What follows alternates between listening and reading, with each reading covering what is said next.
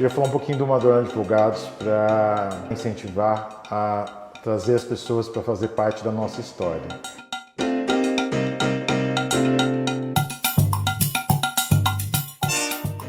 E em 2015 a gente decidiu formar um novo escritório chamado Madrona Advogados. A gente juntou 7 pessoas que tinham com o objetivo comum de criar um escritório que seria de cada um deles o seu projeto de vida e que no fim das contas se tornou um projeto de vida desses 7 e que hoje é um projeto de vida de 150 pessoas. O escritório hoje atende grandes empresas, grandes transações. Recentemente fizemos uma das maiores operações de M&A do Brasil que foi anunciado. O Madrona hoje tem muitos advogados, muitos estagiários, um corpo técnico excelente. Lá se vão 15 anos em que, como advogada júnior, eu comecei a trabalhar com o Ricardo Madrona, nosso CEO. E ao longo da história de 6 anos do Madrona Advogados, em que eu me tornei sócia, foi sempre dentro de um ambiente em que o comprometimento sempre foi muito reconhecido. Hoje a gente conta com vários profissionais na área jurídica que chegaram aqui como estagiários e foram evoluindo na carreira e chegaram a alcançar posições de pleno, de sênior. Fui super incentivada a construir minha carreira no escritório, a evoluir, aprender, crescer aqui dentro. Fui advogada júnior, fui advogada plena e finalmente cheguei a advogada sênior. Foi o primeiro escritório que eu estagiei, mas o escritório sempre deu bastante suporte para você se desenvolver como pessoa e como advogado. Outra característica muito relevante para mim no Madrona Advogados é essa valorização de cada característica pessoal e profissional de cada um dos nossos colaboradores e de um efetivo investimento nessas características para que as pessoas possam mesmo crescer aqui dentro. O que a gente busca é ter uma comunidade, ter advogados, associados que sintam parte da história, tragam ideias. Tiveram várias situações em que eu tive a oportunidade de estar lidando diretamente com clientes e naquele momento era muito desafiador para mim. O advogado que acabou de entrar no escritório de repente se vê imerso numa operação super complexa, tendo acesso ao sócio, tendo acesso ao cliente, tendo acesso à contraparte. Ele aprende diversas áreas, ele trabalha diretamente com o cliente, diretamente no projeto, ele é envolvido de fato no negócio do cliente e isso traz consequentemente uma evolução para a própria carreira do profissional. Ser Madrona, e é uma coisa que a gente tem insistido muito, criar o jeito Madrona de ser, é ser um participativo, ser engajado. Esse caráter colaborativo é uma coisa que a gente tem muito imbuído em todos.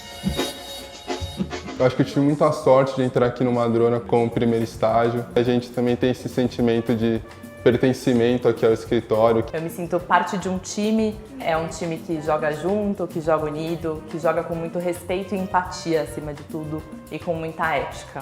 E a gente tem tido uma história muito bem sucedida e a gente sente falta de ter ainda mais gente contribuindo para essa construção, para esse caminho que a gente propôs a trilhar. A gente quer abrir portas para ter mais gente contribuir para a nossa história.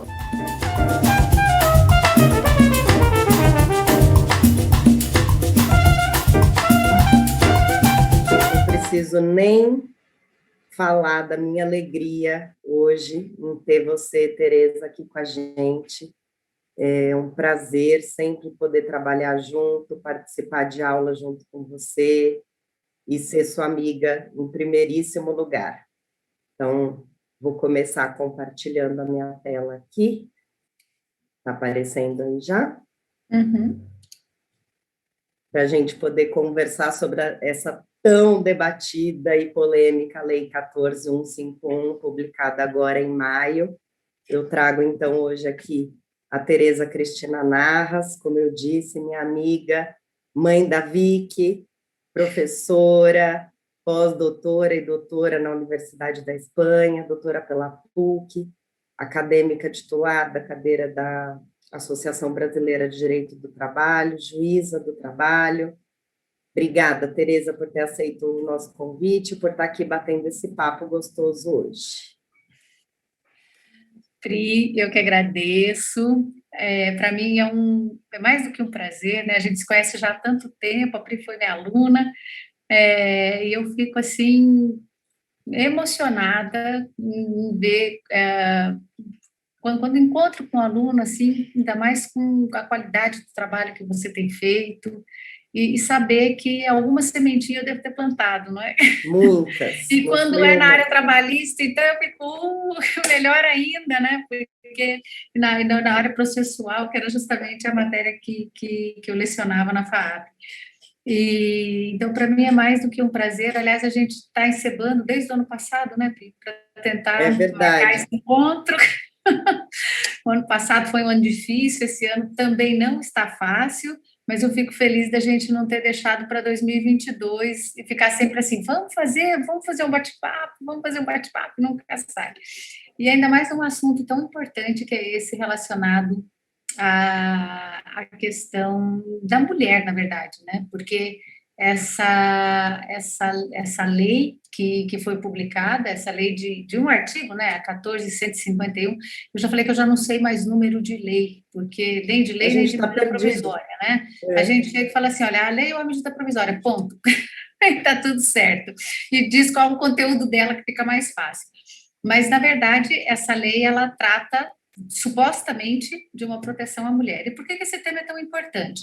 A última conferência da CEPAL, que é a Comissão Econômica dos Estados Latino-Americanos, está ligado à EA, está ligado a toda a estrutura da OEA, a grande grande carro-chefe delas, hoje são dois praticamente, né? A questão da mulher, da inserção da mulher no mercado de trabalho. Aliás, eu acabei de escrever um artigo sobre isso que vai ser publicado, acho eu, na revista da Faculdade de Direito de Sevilha, né? O artigo não está na versão em português, mas também não tem problema, a hora que sair eu compartilho aí o artigo. E uma dos pontos mais importantes desses estudos que vêm sendo feitos é o quanto as empresas perdem caso elas não contratem mulheres, porque existe duas ODS, que são os Objetivos do Desenvolvimento do Milênio da ONU, e que o Brasil também tem se empenhado aí em cumprir com o cumprimento dessa Agenda 2030, e tem duas ODS que se referem especificamente à questão do trabalho. É interessante, porque uma é relacionada ao trabalho decente, que, se eu não me engano, é ODS 8, se não me falha a memória, e muito rapidamente o trabalho decente ele é uma plataforma, vamos dizer assim, de trabalho da OIT, e quando a ONU implementou essa política 2030, a ONU 2030, que isso aí foi implementado, se eu não me engano, foi 2015, porque eram 15 anos até chegar 2030, para se ter um mundo mais justo e menos desigual.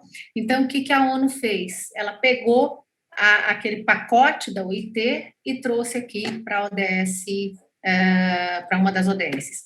E a outra ODS é específica para a questão de gênero, desigualdade de gênero, né? O mundo ainda é muito desigual. E a América Latina é um dos países, uma das zonas mais desiguais do mundo, né? Mais desiguais, mais pobres, mais tudo, né? Com relação a essas questões de dificuldades de se criar um desenvolvimento muito grande. Então, vem a CEPAL agora no começo do ano e fala assim, olha, nós temos que prestar atenção na igualdade. E por que ela faz isso? Por duas razões principais. Uma delas é que, na verdade, a mulher ela é a grande maioria da linha de frente no tratamento da Covid. Isso é importantíssimo. Se eu não me engano, 70% da força-tarefa da Covid é mulher. Isso, estou dizendo, extra-casa. Sim. Dentro de casa, eu diria que é quase 100%, né? Sim. Porque, na verdade, aí nós temos o problema da mulher fora e dentro. E muitas delas, se eu não me engano, chega aí, se não me falha a memória, a taxa, quase 50% na América Latina, sai do mercado de trabalho justamente para se dedicar aos cuidados da casa. Então, é importante a gente ter esse contexto, Priscila, para entender que essa lei é publicada dentro desse contexto. Ou seja, quando se luta pela igualdade, vem uma lei, né? E aí, que diz, Durante a emergência de saúde pública de importância nacional, decorrente do novo coronavírus, que já não é novo. Que já não é novo, né? Nós já estamos aí na terceira, quarta, quinta capa do coronavírus. A empregada gestante deverá permanecer afastada das atividades do trabalho presencial, sem prejuízo da remuneração. Parágrafo 1º. A empregada afastada ficará à disposição para exercer atividades no seu domicílio, por meio de teletrabalho, trabalho remoto ou outra forma. Ou seja, aí você lê esse artigo, você fala assim, estamos onde? Na Finlândia, né? Que estatisticamente é considerado o país mais feliz do mundo. Parece que é o primeiro, né? E aí eu penso, ou seja, dentro do nosso contexto de desigualdade, me parece que o legislador cria uma desigualdade maior.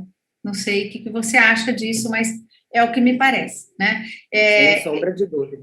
Eu já tinha achado que na reforma de 2017, né, quando foi alterado o artigo 392, aliás, eu faço nesse livro aqui, né, Direito do Trabalho, eu lancei esse livro no contexto da reforma, né? Não estou atualizando por uma razão muito simples, porque não dá para atualizar nada. Tudo que se atualiza hoje está desatualizado, porque você não sabe qual é o direito. Então, eu prefiro ficar em institutos fundamentais com a base, né?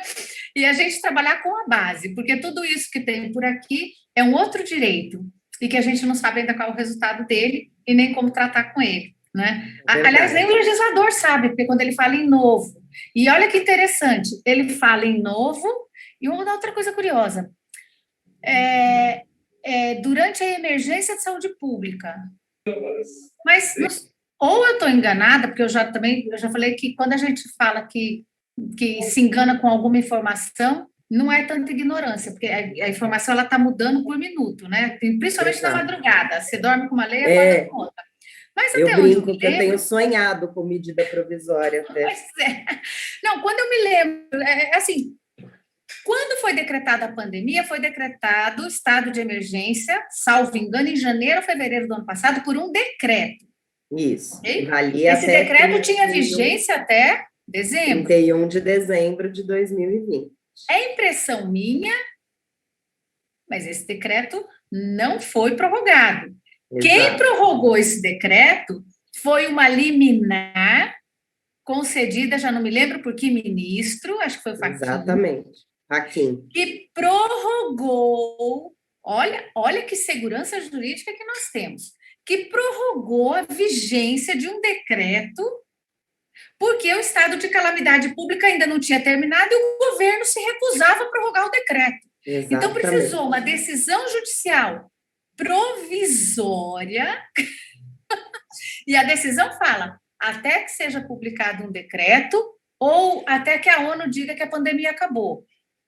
E aí vem o governo, publica uma lei dizendo que durante a emergência decorrente do corona, durante o estado de emergência. Que já não tem mais lei dispondo quando termina, ou até quando ele se estende, ou se estende ou não, né? Olha, se a gente estudou bem o processo, né? Eu já não sei mais, né, muito bem como é que é, mas se a gente estudou bem o processo, medida provisória, não a medida provisória do executivo, mas as medidas provisórias, elas vigoram pelo tempo que for suficiente, sempre fundada num estado de cognição sumária e passível de revogação a qualquer momento. E aí eu te digo, Priscila, eu faço uma pergunta para você. Como é que você faz com os seus clientes? Eles chegam no escritório e dizem assim, doutora, acaba de fechar tudo de novo, está tudo suspenso, eu tenho que fechar. Tenho certeza que você recebeu milhões de causas assim. E aí o que eu faço com os empregados? Não, porque não tem medida provisória. A medida provisória que tratava das soluções de férias, de teletrabalho, etc., não foi confirmada. Isso quer dizer que ela perde a vigência, não foi transformada em lei. Exato. Então, quer dizer que quando começou tudo de novo, você não tinha medida nenhuma. Respaldo jurídico. E o que te sobra? CLT. Pela CLT, tudo que você aconselhou o teu cliente fazer, Tem validade? Óbvio que não, porque começa do teletrabalho. Você tinha que se reunir com os empregados, discutir com eles se eles iam teletrabalhar, não é verdade? E todas as outras medidas, antecipar férias, a própria antecipação dos feriados, ela foi determinada antes mesmo de vir a nova medida provisória que dispunha sobre a antecipação dos feriados. Então, eu costumo brincar agora, Tereza, que a atividade insalubre é ser advogado trabalhista, né? É, mais ou menos. Mais ou menos. Você pode ser psiquiatra também, porque certeza chegar alguém surtando porque alguma coisa não deu certo. Ou seja, por mais que você queira agir conforme a lei, é impossível. Né? E aí depois entra em vigor essa lei, e acho que foi 2 ou 3 dias depois, entra em vigor a medida provisória, 2 ou 3 dias depois sai a lei. E Priscila, cá entre nós, eu tenho assistido algumas lives, algumas conversas, e tenho visto muita gente tratar a MP 1045 como se ela tivesse revogado a lei que converteu, como é que era o número dela mesmo? 14.020, né? Isso. Que converteu a 936. A 936 não está revogada. Mesmo porque a 936 é uma lei provisória que tem vigência no período em que existiu o estado de emergência. Claro, se o Supremo Tribunal Federal não tivesse dado a liminar, então a lei 14.020 teria terminado a vigência dela exatamente junto com o término de vigência do decreto.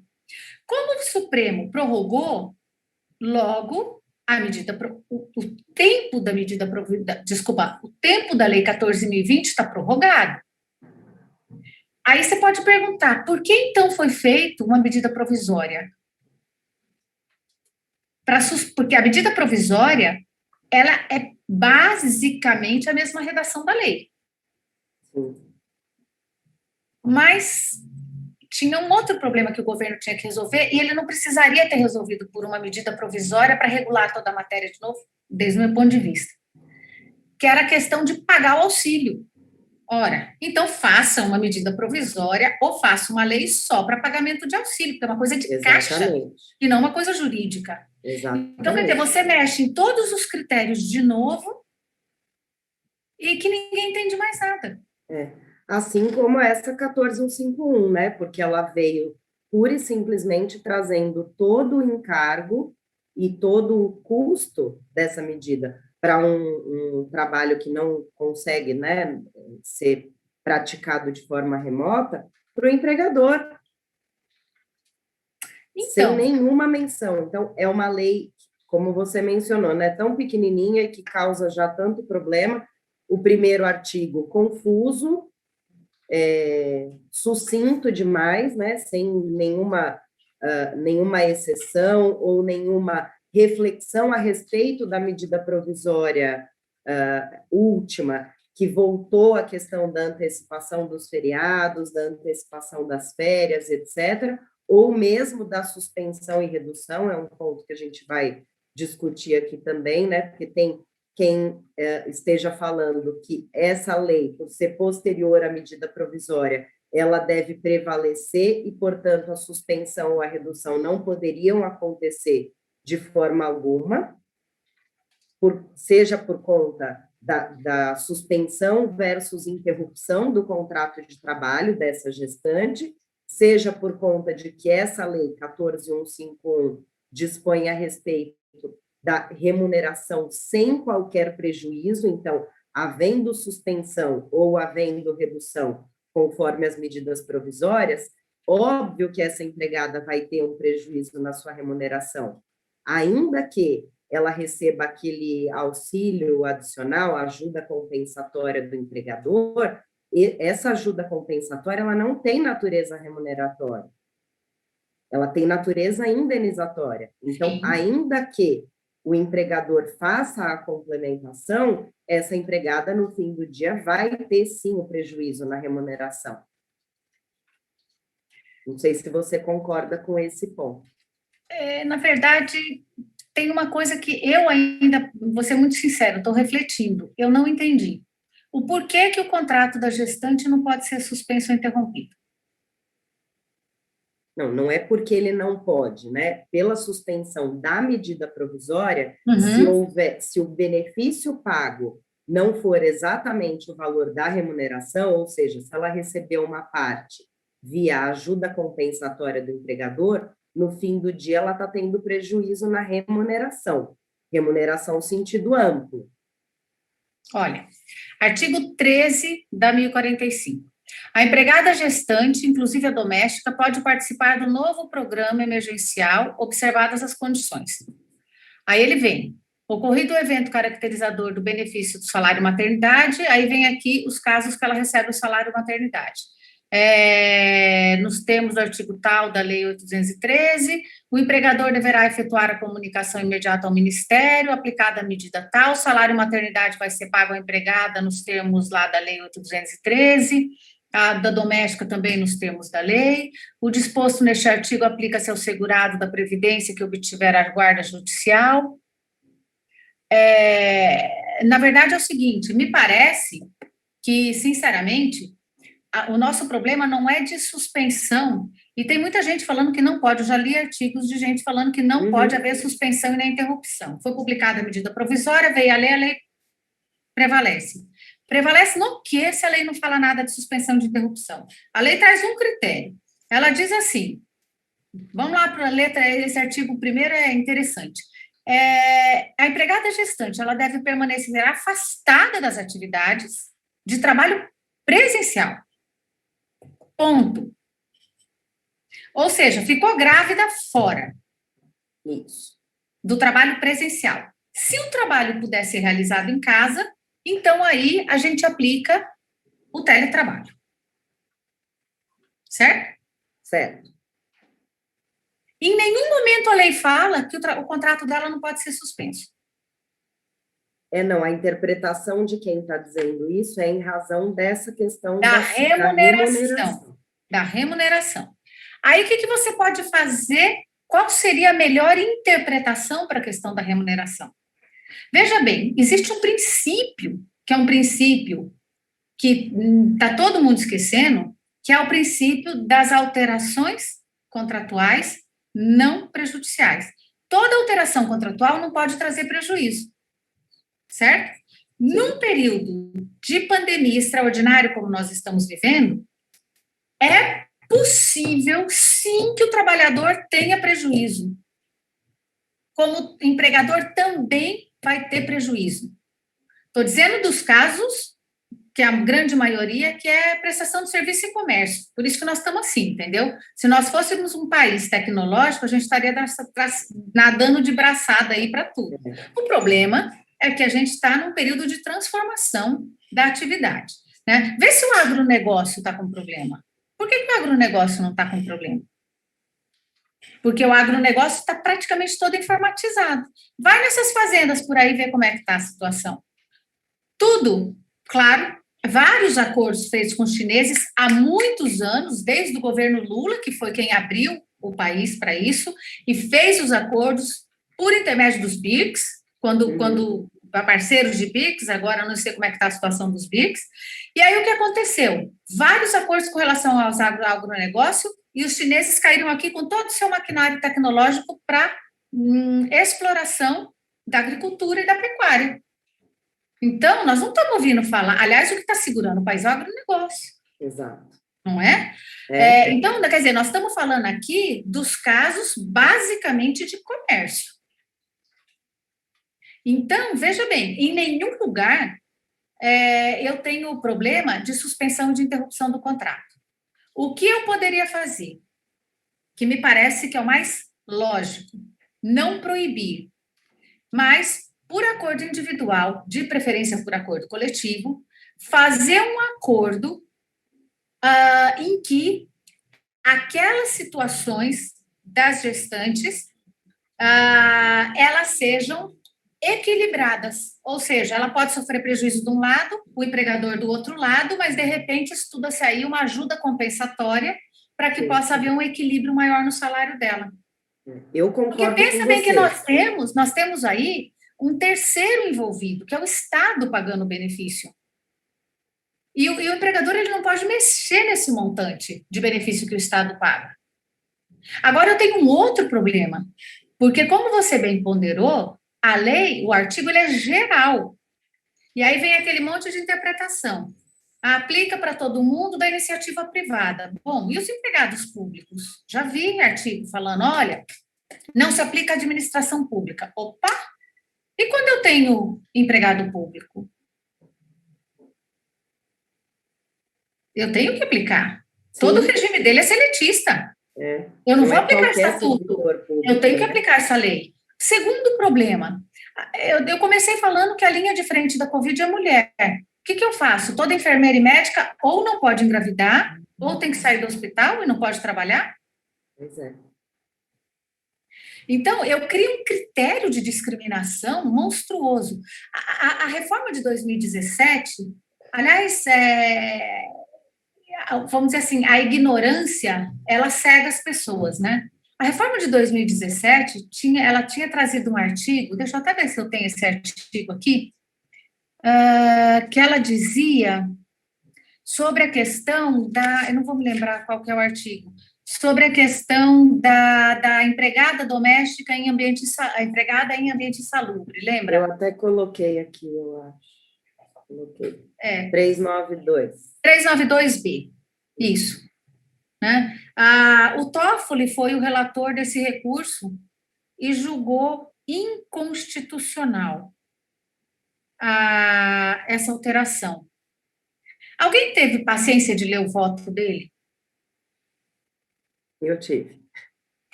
Você chegou a ver? Desculpa, não foi da insalubridade, desculpa, foi dos 15 minutos de jornada. Tá. Aquele artigo, desculpa, foi os 15 minutos. Depois eu vou falar da insalubridade também, porque também acho um absurdo.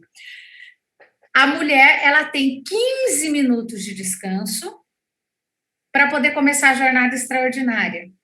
Senão, né? E esse artigo foi declarado constitucional.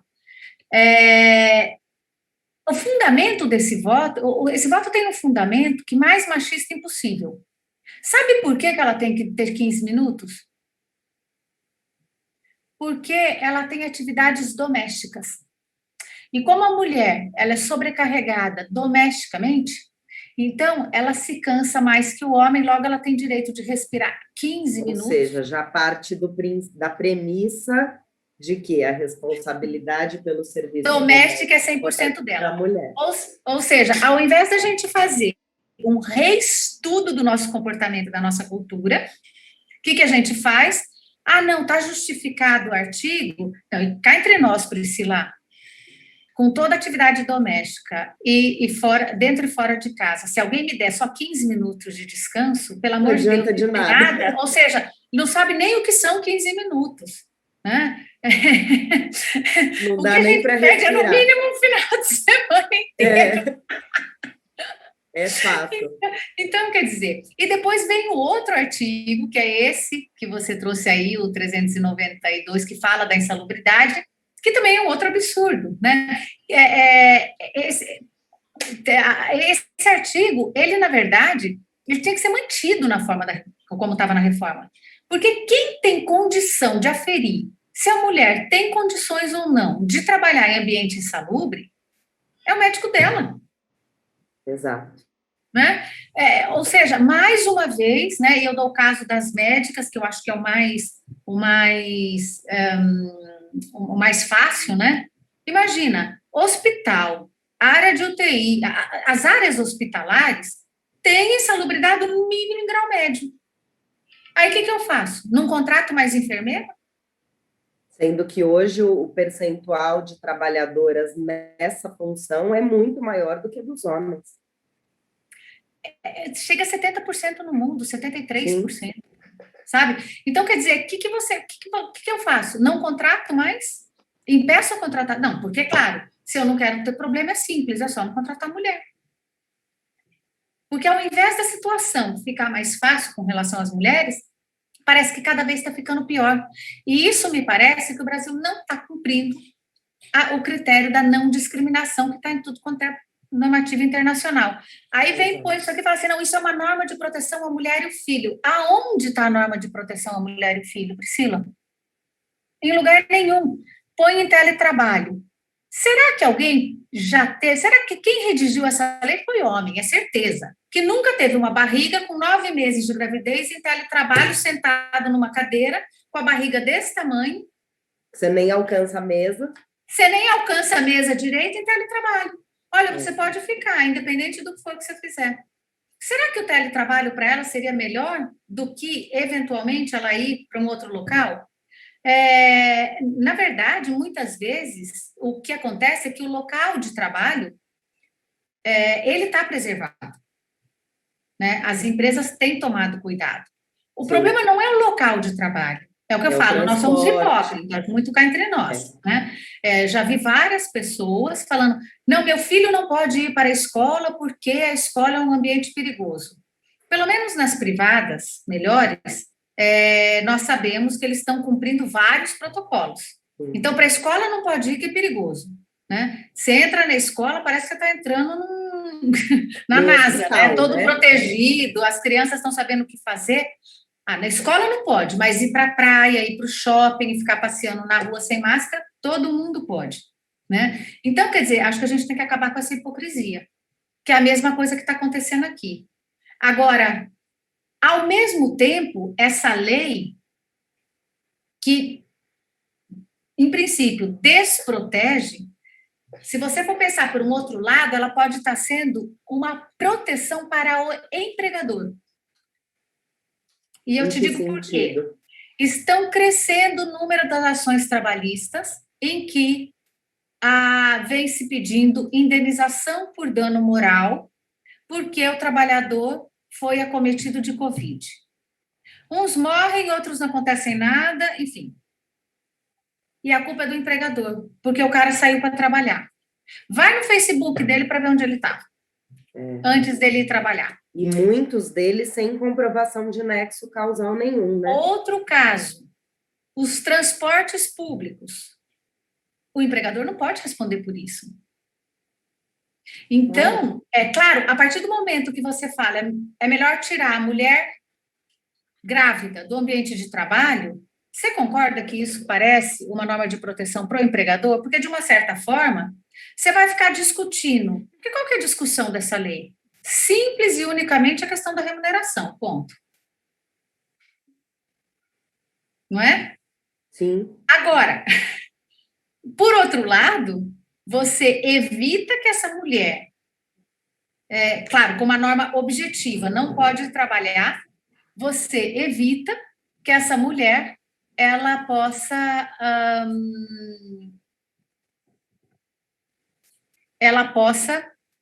ser contaminada. Então, o empregador vai virar e falar assim, olha, eu afastei e a pessoa, eu afastei a mulher do trabalho, né, a grávida do trabalho, então, aqui ela não pegou Covid. Então, você acaba criando um critério objetivo para afastar de o nexo prova causal. a favor do empregador. Oi? Para afastar o nexo causal. Exatamente, para afastar o nexo causal.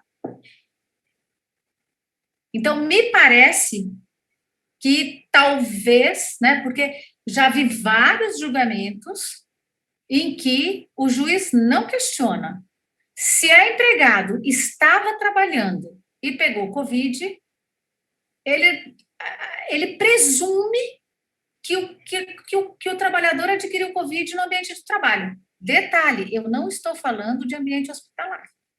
Sim. Estou falando de atividades comuns. Então, se o caixa do supermercado pegar Covid, a culpa é do dono do supermercado. Não é do transporte urbano que ele pegou, não é do churrascão do final de semana, não é do passeio que ele foi dar na avenida, nada. É do empregador. E as indenizações vêm sendo pesadas. As multas que estão sendo fixadas. Então, se a gente for pensar bem, essa lei tem várias coisas por detrás dela que talvez sejam a mesma intenção de uma das intenções, né, da reforma de 2017, que foi colocar um freio no Poder Judiciário. Sem dúvida. Não, Agora, o teletrabalho, né? Você põe a mulher para trabalhar em casa. Será que o ambiente que a grávida vai trabalhar, é o que eu falei, a lei foi feita por homem, que nunca teve uma barriga. Será que o local que ela está trabalhando é adequado para ela ficar, por exemplo, uma jornada de 8 horas sentada? A mesa que ela está trabalhando é adequada? O local que ela está trabalhando é adequado? Ela tem condições de trabalhar? Pri, tem uma pesquisa que está sendo feita, foi feita ano passado, se eu não me engano, pela Federal do Paraná, e acho que por Minas também, em que mais de 50% das mulheres entrevistadas disseram que são superexploradas e elas necessitam, e aí daí tem uma outra pesquisa que é antes da Covid, do Banco Mundial, não me lembro, é um percentual muito alto também, e que as mulheres dizem que em que se chegou à conclusão que as mulheres, elas levam o dobro ou o triplo do tempo que o homem para realizar uma tarefa em casa. Por quê? Por conta justamente dessa demanda doméstica. Por conta das tarefas domésticas. E daí você tem tem ainda situações diferentes. As mulheres que têm filho, as mulheres que não têm filho, as mulheres que não têm filho, mas têm marido, as mulheres que se dedicam ao cuidado das pessoas maiores, aos idosos, Sim. Né? Então, quer dizer, se a gente for pensar, o legislador ele está remendando situações com relação à trabalhadora gestante e que é absolutamente insuficiente. Primeiro que você não ataca o mal maior, que é a cultura machista que nós temos. Né? Segundo que a mulher continua sendo superexplorada, independente de qualquer situação, com ou sem pandemia. E aí vem as leis para agora impedir que elas entrem no mercado de trabalho. Porque, Exato, porque o número de desempregadas é muito maior que o de desempregados. E para elas entrarem no mercado de trabalho... Agora, por conta dessa lei, é óbvio. Isso é temerário, né? Exatamente. Então, me parece que a gente tinha que ter um campo de flexibilidade para tratar das situações das mulheres caso a caso, né? Você tem gestação, que é ótima, e você tem gestação, que é péssima. Sim. Né? Eu tive uma gestação que eu podia ficar grávida todo ano, eu não tive nada. Nem enjoo eu tive. A única coisa que eu tinha era fome, que é um problema. Mas não é um problema que me impeça de trabalhar. Um problema resolúvel, né? Um problema resolvido. Come, cria uma condenada, ganha 20 quilos e tá tudo Depois certo. E fica feliz, né?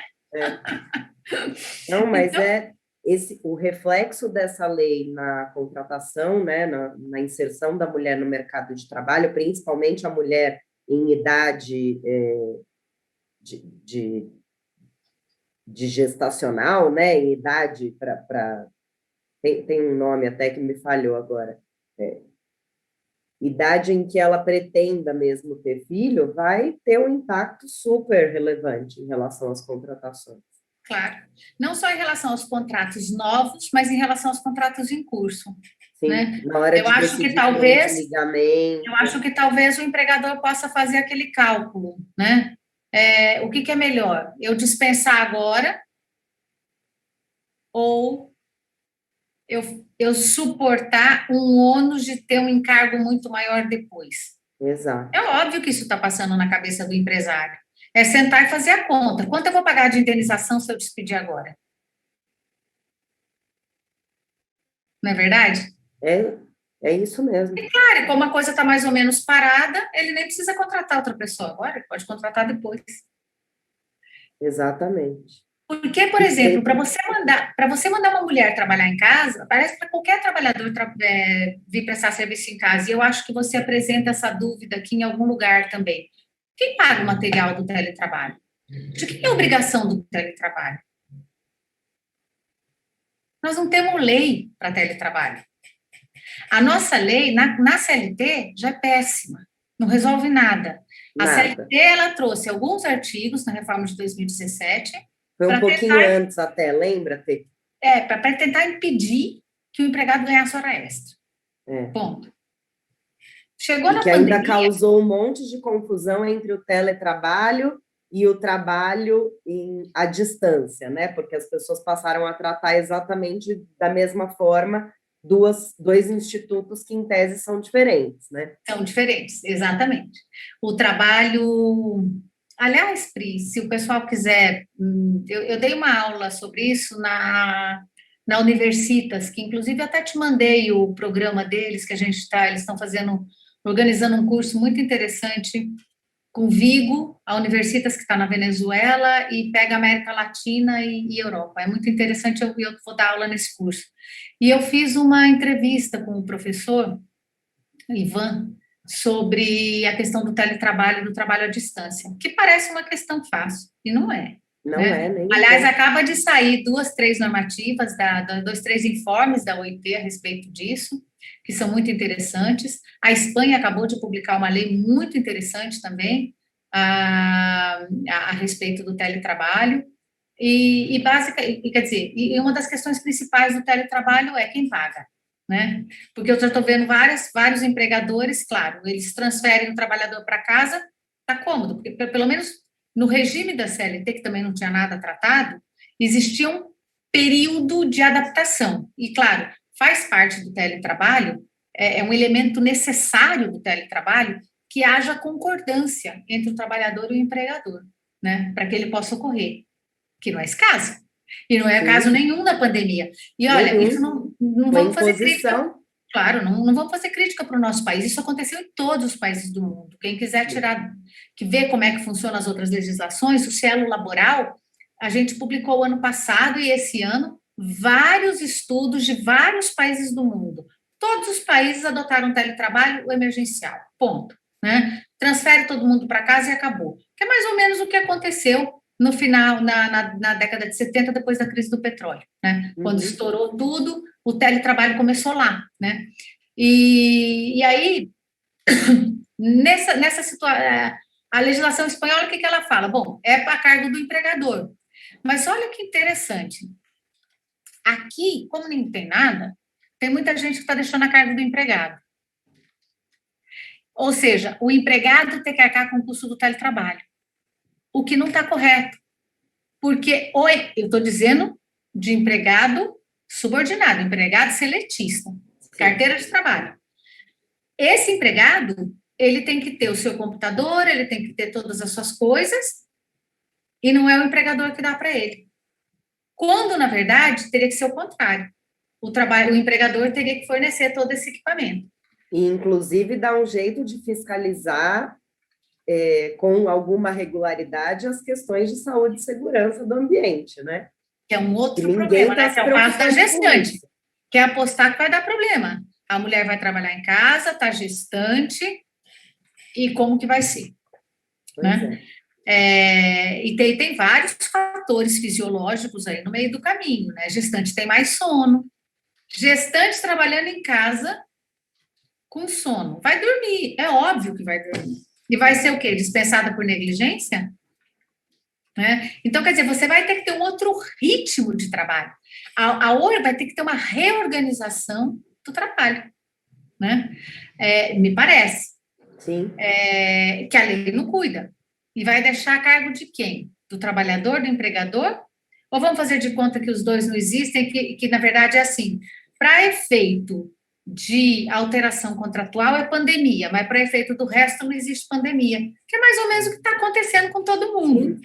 Para efeito do que me interessa, não tem pandemia, e para efeito do que não me interessa, tem pandemia. Né? E pronto. Então, são situações muito complicadas. E tem um ponto, e você vai ver que vai bater problema com isso na Justiça do Trabalho.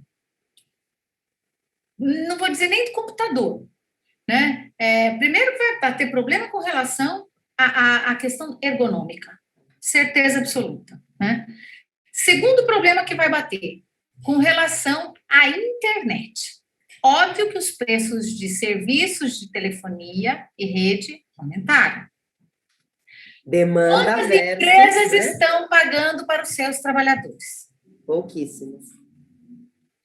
Bom, e E essas isso a gente já pouquíssimas- tem na alteração anterior, que seria a custo do empregador, né? Então, mas pouquíssimas empresas pagam. Essas pouquíssimas que pagam correm o risco de sofrer uma ação trabalhista pedindo diferença salarial, porque, afinal de contas, o empregado não tem uma internet para o trabalho, uma internet para Netflix e Amazon Prime, entendeu? É óbvio. Ele vai usar uma internet só para tudo.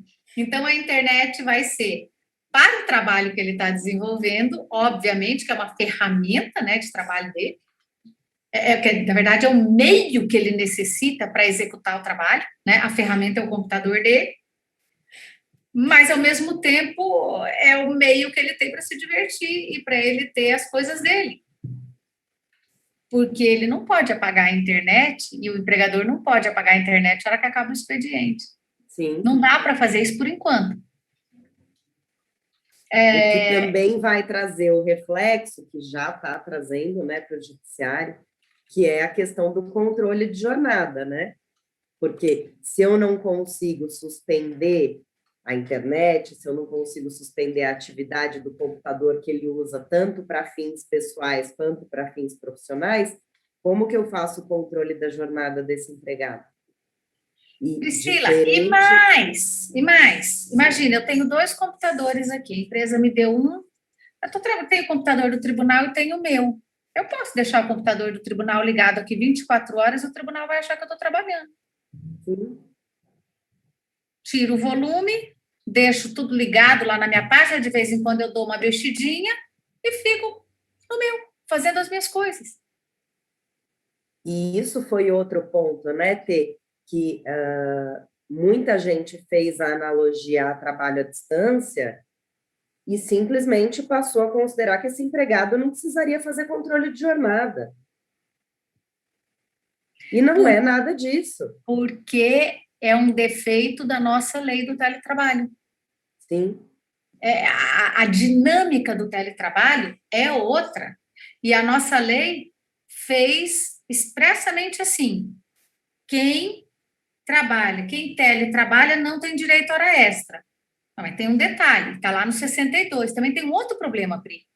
Porque todas as pessoas que estão no 62 não podem ter controle de horário. Se elas têm controle de horário, elas não são empregados à margem do capítulo que trata de duração de trabalho. Que foi um outro ponto que veio no ano passado, naquela portaria, que falava do pagamento da compensação para os trabalhadores que não tinham controle de jornada. Sim. Óbvio. Se ele não tem controle de jornada, se ele é cargo de confiança, se ele é trabalho externo e se ele é teletrabalhador, desculpa, se a empresa junta cartão de ponto e controle de horário, sinceramente, já era. Para mim, não tem nem prova sobre a situação. Eu vou só provar qual horário que ele trabalhava, início e final de jornada, ponto. E é interessante porque as pessoas confundem isso. As pessoas acham, e vejo isso, Priscila, em vários processos, e não estou te falando de escritório pequeno, não, estou te falando de escritório grande, com profissionais de excelência, que chegam e juntam no processo com a contestação os controles. Ora, se tem controle, acabou a prova, meu filho. Quem está lá não tem que ter controle. Exato. E isso ficou claro nessa regrinha lá do ano passado, quando ele falava dos trabalhadores que tinham controle. Então, a gente tem muitos detalhes. E, claro, o teletrabalhador não é que ele não está sujeito a controle nenhum. A situação dele é peculiar. Vai depender do que acontecer. Então, não adianta a lei vir e falar que ele não tem direito à hora extra. Objetivamente, o legislador deveria ter tratado da regulamentação adequada do Instituto, e isso não foi feito. Esse é o grande problema nosso, fazer as coisas mal feitas, né? Ou seja, ao invés de fazer um sistema sério, estruturado, que funcione, seja no período da pandemia, seja no período pós-pandemia, antes da pandemia, para situações ordinárias, nós não fazemos. A gente continua remendando a CLT. E não adianta remendar a CLT. Não. A CLT foi um instrumento interessante, adequado, bom, para uma época. Em Põe no 1943. Põe no museu, não cabe. Faz um código de trabalho, pega o pré-conceito e o preconceito.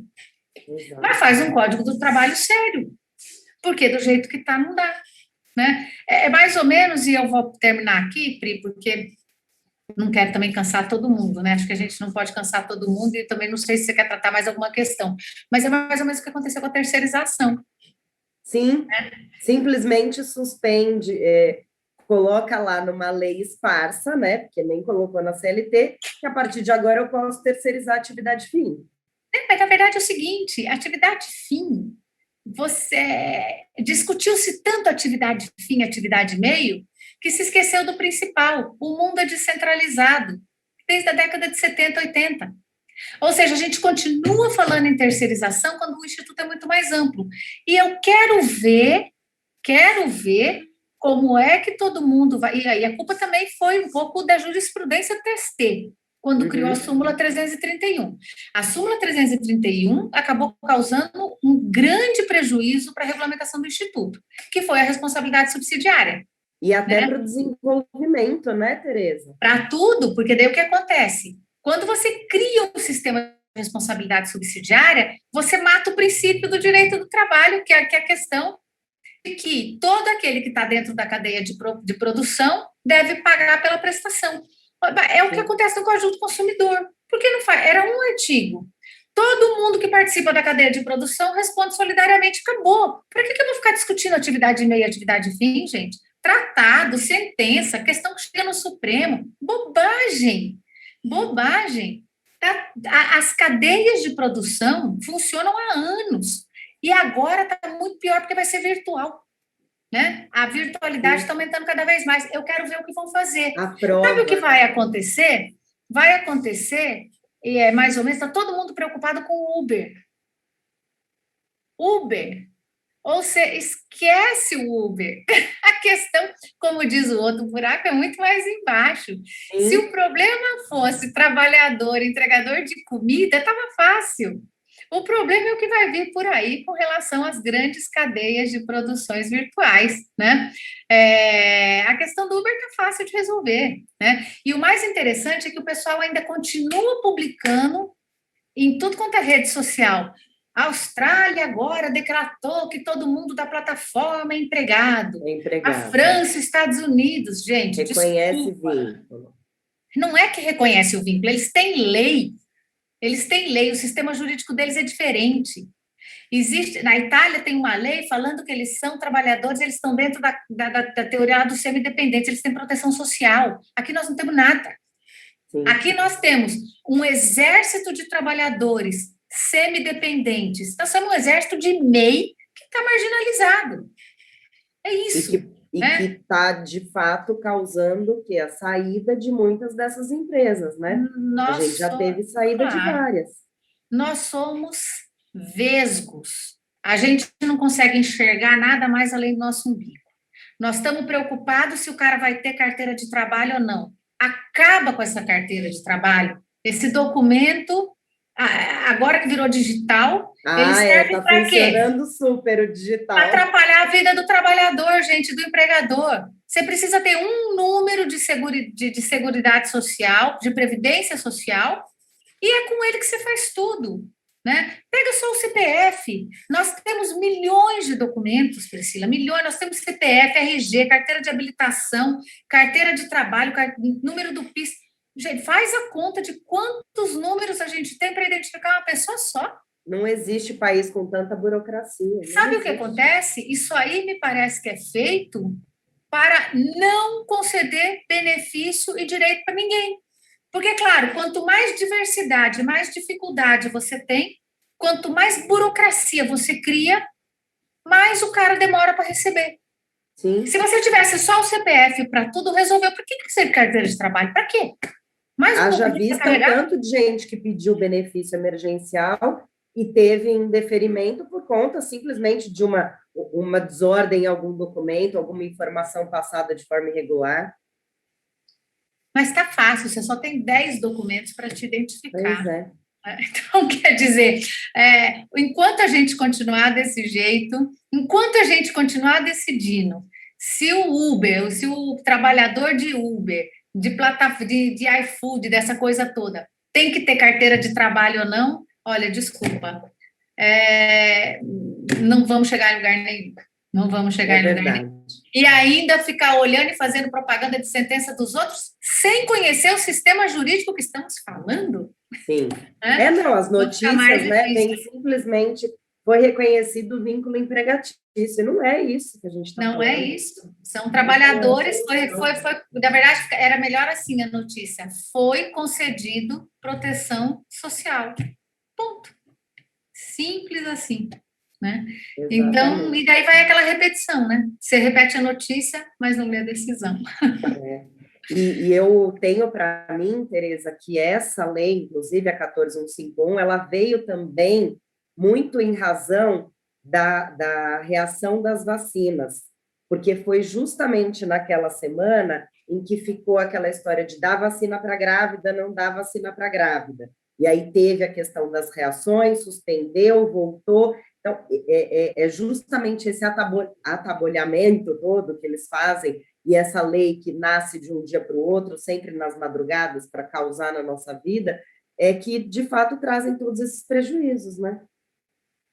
E daí vem aquela outra consideração que você faz, a grávida toma vacina, volta a trabalhar, sai do artigo 1º da lei, quer dizer, do único artigo da lei, né? Eu até coloquei aqui algumas decisões, né, que a gente discutiu mais cedo a respeito disso, e uma delas, inclusive, todas do Tribunal da Segunda Região, mas uma delas, inclusive, em que havia sido pedido a reintegração ao trabalho, né? Havia sido pedido o afastamento para trabalho presencial, do trabalho presencial para essa empregada, e na primeira decisão, o juiz determinou que, caso a gestante tomasse a vacina, que ela deveria retomar o seu trabalho presencial imediatamente. No dia seguinte, obviamente, né, da publicação da 14151, essa tutela foi aditada, alterada, no sentido de afastar qualquer tipo de menção ou de ligação aí com a questão da vacinação. Então, olha que interessante. E quem falou que tomar vacina resolve o problema da Covid? Pois é. Vai ser igual a vacina da gripe, né? Eu já conheço gente que tomou vacina e morreu, gente que tomou vacina. Uma tia minha tem 100 anos, tomou vacina, 2 doses, bonitinha, e pegou da neta, dentro de casa. Tá com Covid. Não é garantia de nada. Não tá bem, não tá tendo sintomas graves, nada, mas tá com Covid e está isolada no quarto. Sim.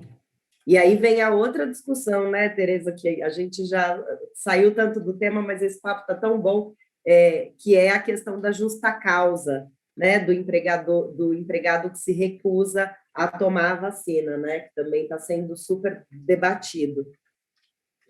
Eu acho o seguinte,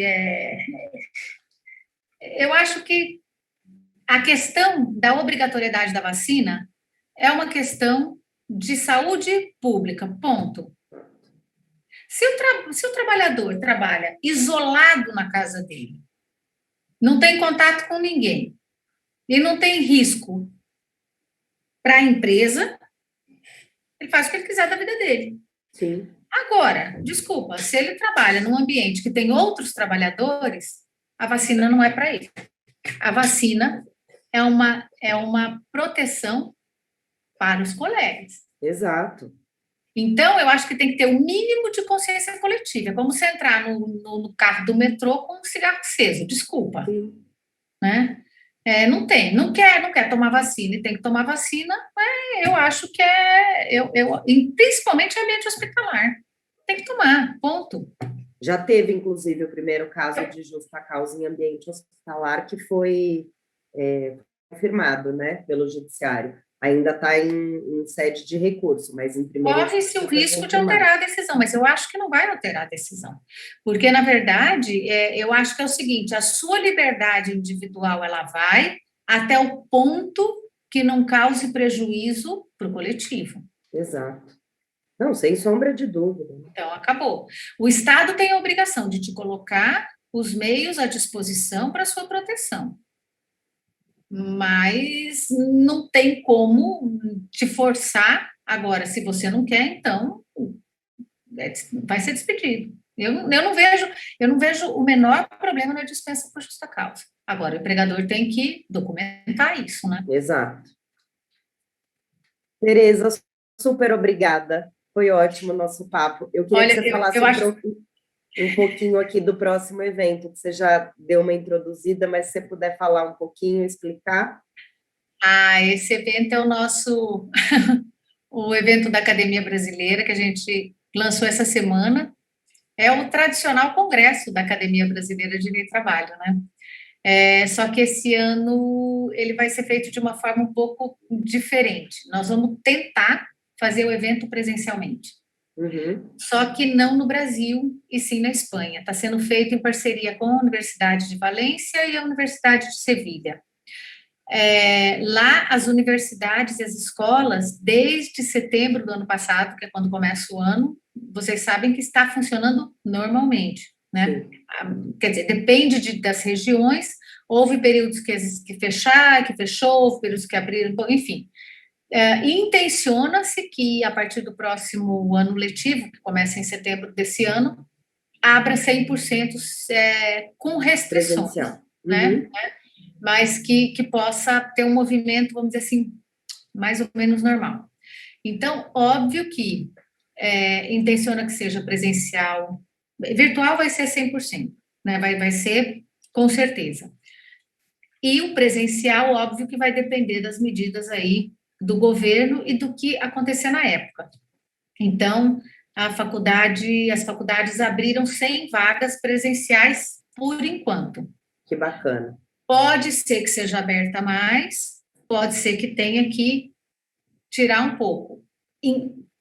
Hoje a vacina na Espanha está bem controlada, vamos dizer assim, pelo menos nessas duas regiões, né? Os casos também estão bem controlados, as pessoas já estão podendo ter uma vida um pouco mais normal.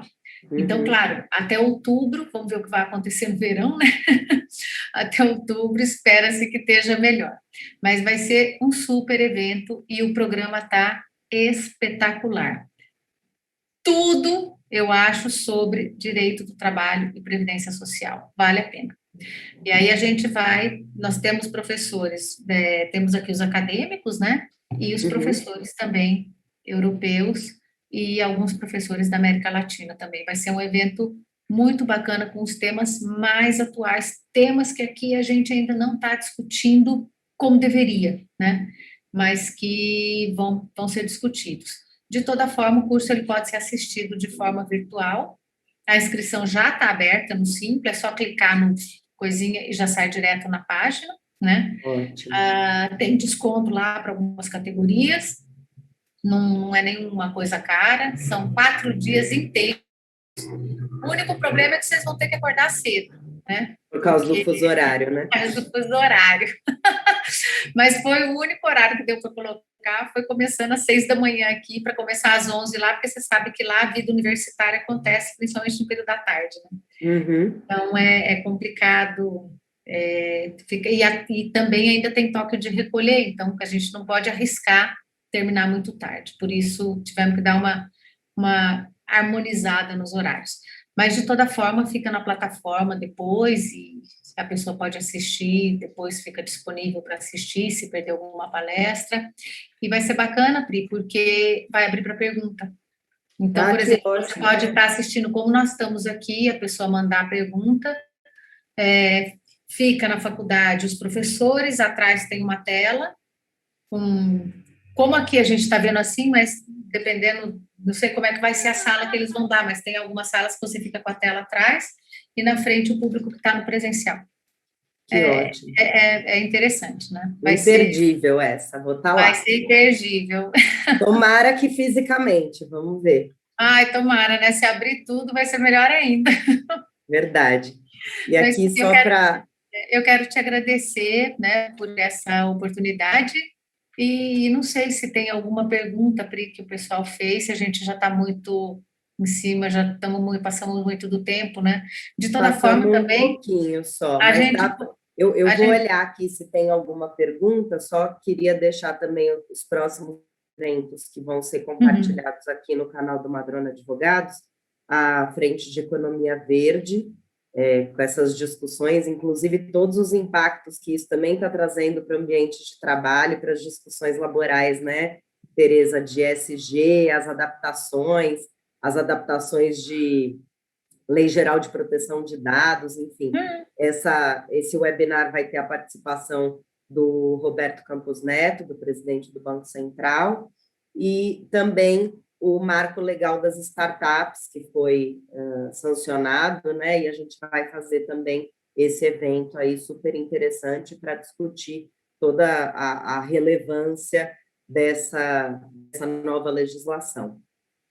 Então, muito obrigada, Tereza, de novo. Foi ótimo ter você aqui, foi ótimo esse papo, por mais que a gente tenha saído um pouco do nosso tema, mas eu acho que são temas essenciais para a discussão que a gente tem hoje em dia.